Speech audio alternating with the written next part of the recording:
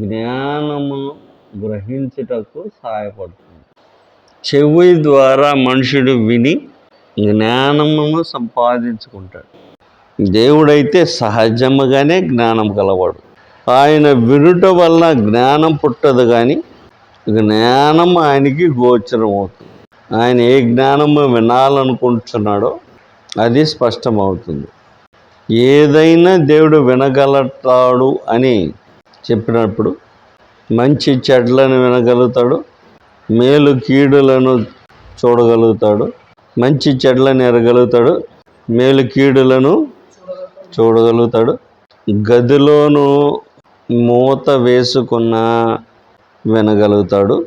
హృదయం యొక్క స్పందన ఆలకించగలుగుతాడు. తలంపులను వినగలుగుతాడు. ఆర్తధ్వని వినగలుగుతాడు. ఒకేసారి అన్నిటినీ వినగలుగుతాడు. ఒకేసారి విన్న వాటిని స్పష్టముగా వేరువేరుగా గ్రహించగలడు. అనగా చూపును పరిశోధన చేస్తే దానికి ఒక రూపం ఉంటున్నది.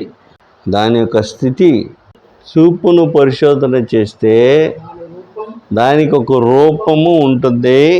ఆ రూపము ఖచ్చితమైనదై ఉండే ఖచ్చితమయ్యేదానికి అవకాశము ఎక్కువ శాతం కలదు. అయితే ధ్వని వస్తు రూపం మీద ఆధారపడదు. ధ్వని తరంగాల మీద ఆధారపడుతుంది. గనుక దానిని గ్రహించగలిగిన ప్రత్యేకమైన సామర్థ్యము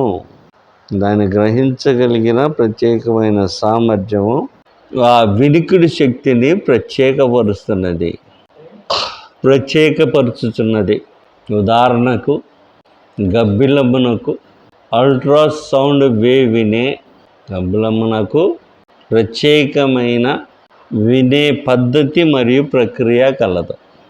దేవునికైతేనో లోకములో ఎన్ని రకాలైన ప్రత్యేకమైన దేవుని కొరకైతే ప్రక్రియలు, యంత్రాలు కలిగి ఉండి వివిధమైన స్వరములను పుట్టించను.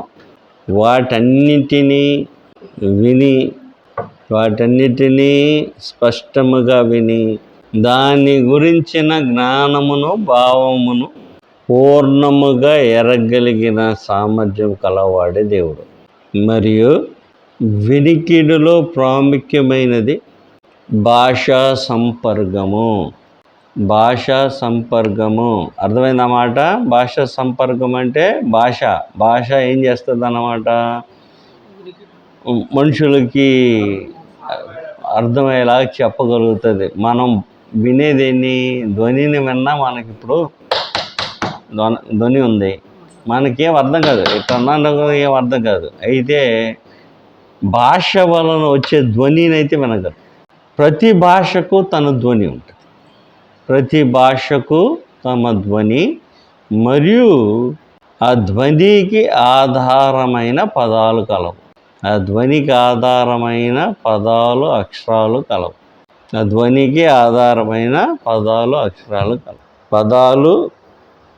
అక్షరాలు కలవు. ఆధారమైన పదాలు అక్షరాలు కలవు. లేకపోయినను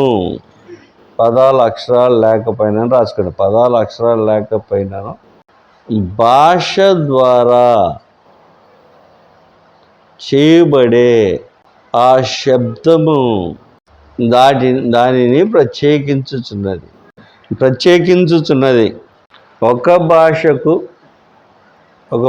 యొక్క ధ్వని మరొక భాష యొక్క ధ్వని నుండి భిన్నమైనది. ఒక భాష యొక్క ధ్వని మరొక భాష యొక్క ధ్వని నుంచి భిన్నమైనది.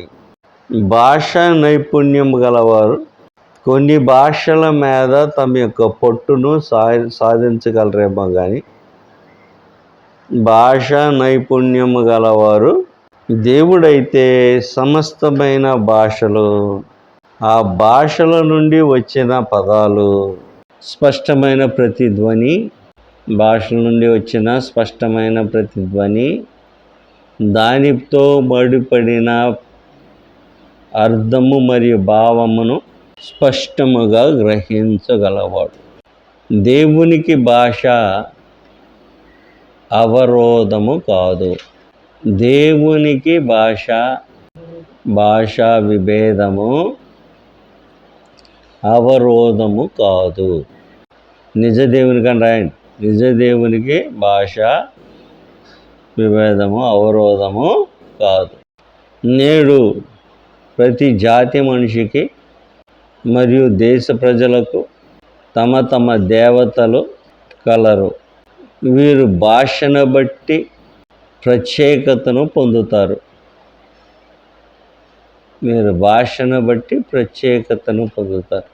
తమిళోళ్ళకి కుమరన్ దేవుడు, మలయాళం వాళ్ళకి అయ్యప్ప దేవుడు, బెంగాల్ వాళ్ళకి దుర్గదేవత. ఇట్లు తమ తమ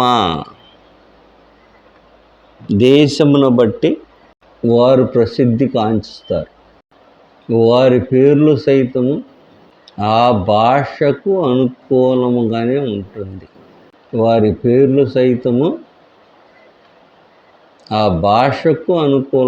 ఉంటుంది. కుమరన్ అనే పదము తమిళ పదము. అయ్యప్ప అనేది మలయాళపు పదం. అర్థమవుతుందా? భాషను బట్టి దేవుడు. ఈ విభాగములో మరొక సంగతి ఏందనగా, ముస్లింల దేవుడు అరబ్బీ భాష మాత్రమే అంగీకరిస్తాడట. దానిలోనే చదవాలి మరియు ప్రార్థన చేయాలట.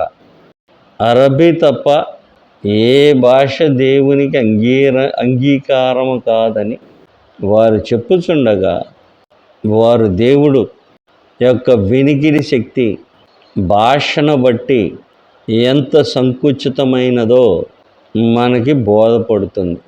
వారి దేవుడు అరబ్బీ భాష నేర్చుకున్న వారికే దేవుడు. ఏలయనగా అరబ్బీలో పలికితేనే ఆయనకి గ్రహింపవుతున్నది. అరబ్బీ భాష రాని వారికి ఆయన దేవుడు కాదని దీనిని బట్టి మనకి స్పష్టమవుతున్నది. నిజమే, భాష నీలవలే ఒక కాలము నుండి మరొక కాలములోనికి సరళీకృతమవుతున్నను నిజ దేవుడైన వానికి ఏ క్లిష్ట భాష నుంచైనాను మరియు సరళీకృతమైన భాష నుంచైనాను, క్లిష్టం అంటే కఠినమైన భాష అని, సరళీకృతం అంటే సింపుల్ భాష అని, సరళీకృతమైన భాష నుంచైనాను ఆయన విని స్పష్టముగా గ్రహించగలడు.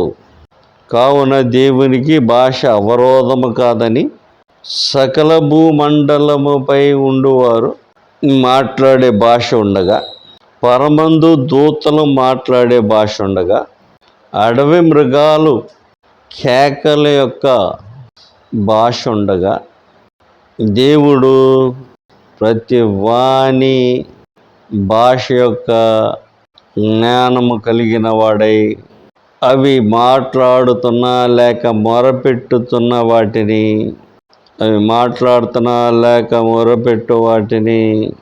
స్పష్టముగా గ్రహించగలడు. దేవుడైన వాడికి ఏది అవరోధం లేదు. అర్థమవుతుందా? గేదెలు మాట్లాడిన వినగలడు, దూతలు మాట్లాడిన వినగలడు, పక్షులు మాట్లాడిన వినగలడు, మనుషులు మాట్లాడిన వినగలడు, ఎవరు మాట్లాడినా వినగలడు. ప్రతిదానికి ఇది ఉందా? ప్రతిదానికి తన భాష. దేవునికి ఇవి కాక మౌన భాష కూడా ఎరుగును, లేక మూగ భాష కూడా ఎరుగును. దేవునికి ఇవి కాక మౌన భాష లేక మూగ భాష కూడా ఎరుగును. కీర్తన గ్రంథం 19వ అధ్యాయం మొదటి 2 వచనాలు. ఆకాశములు ఉమ్. దేవుని మహిమ, దేవుని మహిమను వివరించుచున్నవి, అంతరిక్షము ఆయన చేతి పనిని ప్రచురపరచుచున్నది, పగటికి పగలు బోధ చేయుచున్నది, పగటికి పగలు బోధ చేయుచున్నది, రాత్రికి రాత్రి జ్ఞానము తెలుపుచున్నది. వాటికి భాష లేదు, ఏం లేవంట? భాష భాష లేదు, మాటలు లేవు, మాటలు కూడా లేవంట. భాష లేనప్పుడు మాట ఇంకేముంటాయి? భాష లేదు, మాటలు లేవు. వాటి స్వరము వినబడదు, ఆయన వారి స్వరం కూడా వినపడుతుందా? చెవికి స్వరం కూడా వినపడదు. వాటి కొలనూలు వాటి కొలనూలు భూమి అనంతటా వ్యాపించి ఉన్నది, లోకాదిగంతముల వరకు వాటి ప్రకటనలు బయలువెలుచున్నవి. వాటిలో ఆయన సూర్యునికి గుడారము వేసెను, అతడు తన అంతఃపురంలో నుండి బయలుదేరు. కుమారుడు వలె ఉన్నాడు.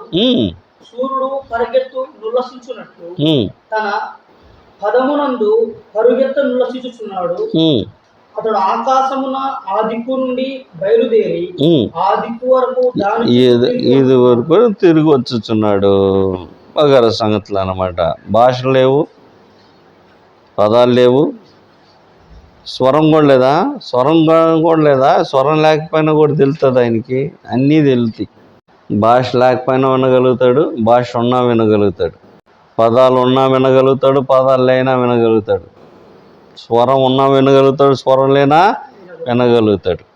దేవదూతల భాషలునే, దేవదూతల భాషలతో ఎక్కడుందా పదం? కొరింథీయుల రాసిన మొదటి పత్రిక 13వ అధ్యాయంలో ప్రేమ అనే పదంలో 2వ వచనం ఉంటుంది. దేవదూత భాషలతో నేను మాట్లాడినా అని ఉంటుంది. 2వ వచనం చదువు. 13వ అధ్యాయం మొదటి నుంచి. కాబట్టి మనుషుల భాష ఉంది, దేవదూతల భాషలు ఉన్నాయి. ప్రేమ అన్నవాడు అయితే దేవుడు ఏదైనా వినగలడా? మనుషులకి భాషలు ఉంటాయి, ఆకాశ వస్తువులకు భాషలు ఉంటాయి. వాటి భాషలు వేరు, వీటి భాషలు వేరు. దేవుడు ప్రతీదీ వినగలడా? దేవుడు ప్రతీదీ వినగలడు. స్పష్టంగా అర్థమవుతుందా? ప్రతి భాష స్పష్టంగా అర్థం. భాష కాదు, ప్రతి ధ్వని. దేవుడు భీకరమైన ధ్వని వినగలవాడు. ధ్వని లేని ప్రకటనను, ఆకాశ మండలం యొక్క ప్రకటనను, ధ్వని లేని ఆకాశ మండలం యొక్క ప్రకటనను, హృదయ ఆలోచనను, తలంపులను, సంకల్పాలను వినగలవాడు. మౌనము ఆయనకి అవరోధం కాదు, గదులు ఆయనకి ఆటంకము కాదు.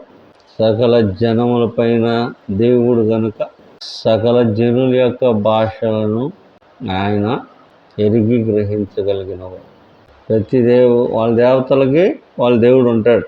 ప్రతి దేవునికి, ప్రతి భాషకి వాళ్ళ దేవుడు ఉంటాడు. ఇప్పుడు ఇందా చదువుకున్నాం కదా, కుమరన్ అనేది తమిళ దేవుడు, అయ్యప్ప అనేది మలయాళపు దేవుడు. వాళ్ళ పేర్లే చెప్తాయి ఏ దేవుడు అనేది, వాళ్ళ పేర్లే చెప్తుంది అన్నమాట. హెర్క్యులస్ అన్నాం అనుకోండి, గ్రీకు దేవుడు. జస్, ఆ పేర్లు చూసారా? ఆటోమేటిక్గా వాళ్ళు ఏ దేవుడు అనేది అయ్యే చెప్పేస్తాయి, పేర్లే చెప్తాయి అన్నమాట. దేనికి? ఏ దేవుడు అనే పదమో దానికి. రైట్. ఇది మాత్రమే కాకుండా దేవుడు అన్ని భాషలను, మన దేవుడు మాత్రమే అన్ని భాషలను వినగలిగిన వాడు. మిగతా దేవుళ్ళు వాళ్ళకి సంబంధించిన భాషే వినగలవాడు. అల్లా అన్నాం అనుకో, అరబ్బియా భాష మాత్రమే అతనికి గోచరం అవుతుంది, అది మాత్రమే ఆయన వినగలడు. మిగతా భాషలు ఆయన వినగలుగుతాడంటే ఆయన వినలేడు. కాబట్టి అప్పుడు నిజమైన దేవుడు అవుతాడా? ఆటోమేటిక్గా నిజమైన దేవుడు కాకుండా పోతాడు అనమాట. ఆ శక్తి చెప్తుంది అన్నమాట అతను నిజమైన దేవుడు, నిజమైన దేవుడు కాదని. ఓకేనా? ఓకే, అర్థమైంది కదా?